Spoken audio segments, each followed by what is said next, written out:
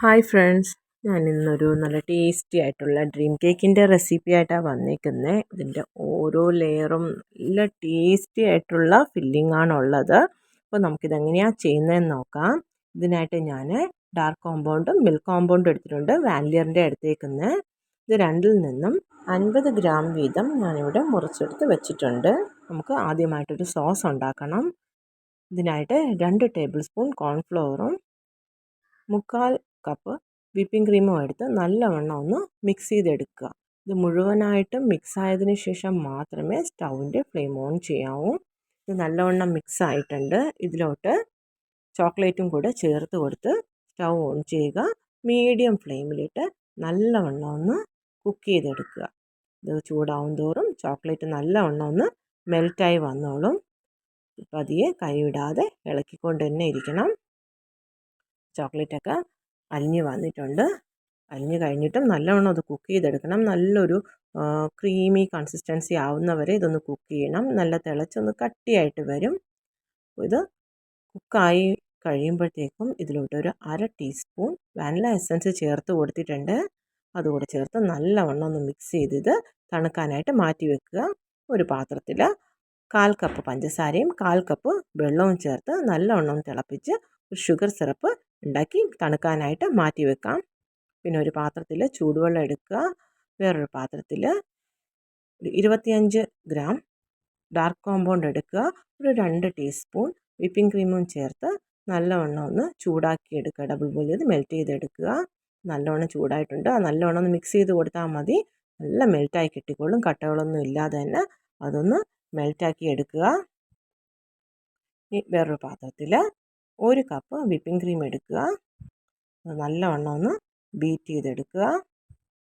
നല്ല കട്ടിയായി കഴിയുമ്പോഴത്തേക്കും ഞങ്ങൾ ഉണ്ടാക്കി വെച്ചേക്കുന്ന മെൽറ്റ് ചെയ്ത ചോക്ലേറ്റ് അതിലോട്ട് ചേർത്ത് നല്ലവണ്ണം ഒന്നുകൂടെ ബീറ്റ് ചെയ്ത് കൊടുക്കുക. നിങ്ങളുടെ ചോക്ലേറ്റ് ക്രീം ഇവിടെ റെഡി ആയിട്ടുണ്ട്. നമ്മുടെ സോസ് ആദ്യം ഉണ്ടാക്കിയത് നല്ല തണുത്ത് നല്ല കട്ടി കൺസിസ്റ്റൻസിയിലായിട്ട് നല്ല പരുവത്തിലിരിപ്പുണ്ട്. കുറച്ച് ചെറീസ് ഞാൻ ചെറുതായിട്ട് മുറിച്ചെടുക്കുന്നുണ്ട്. ഇത് അതിൻ്റെ അകത്ത് ഫില്ലിംഗ് ആയിട്ട് കൊടുക്കാൻ വേണ്ടിയിട്ടാണ് എടുത്തേക്കുന്നത്. അപ്പോൾ നമ്മുടെ സാധനങ്ങളെല്ലാം ഇവിടെ റെഡി ആയിട്ടുണ്ട്. കേക്ക് ബേസ് ഉണ്ടാക്കി വെച്ചിട്ടുണ്ട്. ഇനി നമുക്ക് ഇതൊന്ന് സെറ്റ് ചെയ്തെടുക്കാം. ഇതിനായിട്ട് ഞാനൊരു ട്രാൻസ്പെറൻറ്റ് പ്ലാസ്റ്റിക്കിൻ്റെ ഒരു പാത്രമാണ് എടുത്തേക്കുന്നത്. അതിൻ്റെ ഓരോ ലെയറും കാണാൻ വേണ്ടിയിട്ടാണ് ഞാൻ അതെടുത്തത്. ഇനി ഈ പാത്രത്തിലോട്ട് ഞങ്ങൾ ഉണ്ടാക്കി വെച്ച ചോക്ലേറ്റ് കേക്ക് വെച്ച് കൊടുക്കാം. ഒരു ഫോർക്ക് വെച്ച് കുറച്ച് ഹോൾസ് ഇട്ട് ഉണ്ടാക്കി വെച്ച ഷുഗർ സിറപ്പ് മുഴുവനായിട്ടും അതിലൊഴിച്ച് കൊടുക്കുക. വീട്ടിലെ ആവശ്യത്തിനായതുകൊണ്ടാണ് ഞാൻ ഈ പാത്രം എടുത്തത്. പുറത്ത് സെയിൽസിനാണെങ്കിൽ നമുക്ക് ക്രീം കേക്കിൻ്റെ ടിന്ന് വാങ്ങാൻ കിട്ടും. അതിലാണ് ചെയ്ത് കൊടുക്കാനുള്ളത്. അതിൻ്റെ മുകളിലായിട്ട് ചോക്ലേറ്റ് ക്രീം മുഴുവനായിട്ടും സ്പ്രെഡ് ചെയ്ത് കൊടുക്കുക. എല്ലാ ഭാഗവും ഒരേപോലെ ഒന്ന് സ്പ്രെഡ് ചെയ്ത് കൊടുക്കുക. ഒരു പാലറ്റ് നൈഫ് വെച്ചിട്ട് മുഴുവനായിട്ട് അത് നല്ല രീതിയിൽ സ്പ്രെഡ് ആയിട്ടുണ്ട്. 2 ലെയർ നമുക്ക് ക്ലിയർ ആയിട്ട് കാണാൻ പറ്റുന്നുണ്ട്. ഇതിൻ്റെ മുകളിലോട്ട് ഞങ്ങൾ മുറിച്ച് വെച്ചിരിക്കുന്ന ചെറി ഇട്ട് കൊടുക്കുക. അതിൻ്റെ മുകളിലായിട്ട് ഞങ്ങളുടെ ചോക്ലേറ്റ് സോസ് ഇട്ട് കൊടുക്കാം. ഇത് നല്ല ടേസ്റ്റിയുള്ള നല്ലൊരു ചോക്ലേറ്റ് സോസാണ്.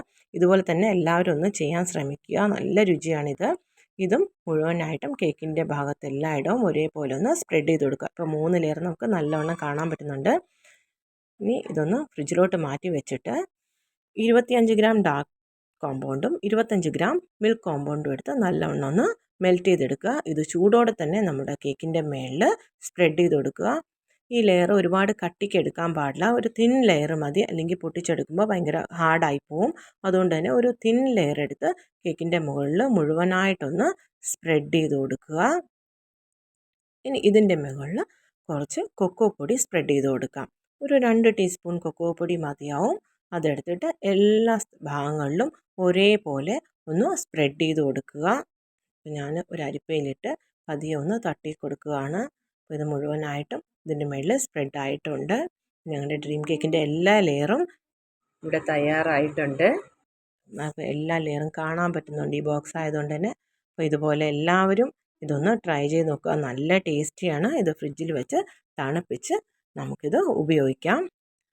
ഞാനിത് ചെയ്തത് എൻ്റെ മോളുടെ ബർത്ത്ഡേക്ക് വേണ്ടിയിട്ടായിരുന്നു ചെയ്തത്. അപ്പോൾ അതിൻ്റെ മുകളിൽ കൊക്കോ പൊടിയൊക്കെ കിടക്കുന്ന കാരണം പേരൊക്കെ എഴുതാൻ വലിയ ബുദ്ധിമുട്ടായിരുന്നു. എന്നാലും എഴുതി നല്ല രീതിയിൽ എനിക്ക് കിട്ടിയിട്ടുണ്ട്. ഫ്ലവറൊക്കെ വെച്ചൊന്ന് ഡെക്കറേറ്റ് ചെയ്തു.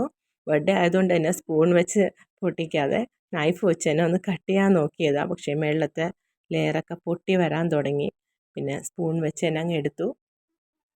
അപ്പോൾ ഇതിൻ്റെ ഓരോ ലെയറും അത് കഴിക്കുമ്പോൾ ഭയങ്കര ടേസ്റ്റാണ്. എല്ലാവർക്കും ഇഷ്ടപ്പെട്ടു. നല്ല കേക്കായിരുന്നു. അത് എല്ലാവരും ഇതേപോലെ ഒന്ന് ട്രൈ ചെയ്ത് നോക്കുക. എങ്ങനെ ഇഷ്ടപ്പെട്ടു എന്നുള്ളത് എനിക്ക് കമൻറ്റ് ചെയ്ത് അറിയിക്കുക. ലൈക്ക് ചെയ്യുക. എല്ലാവരും എൻ്റെ ചാനൽ ഒന്ന് സബ്സ്ക്രൈബ് ചെയ്ത് തന്നെ സപ്പോർട്ട് ചെയ്യുക. അപ്പോൾ അടുത്തൊരു വീഡിയോയുമായിട്ട് വരുന്നവരെ ബൈ.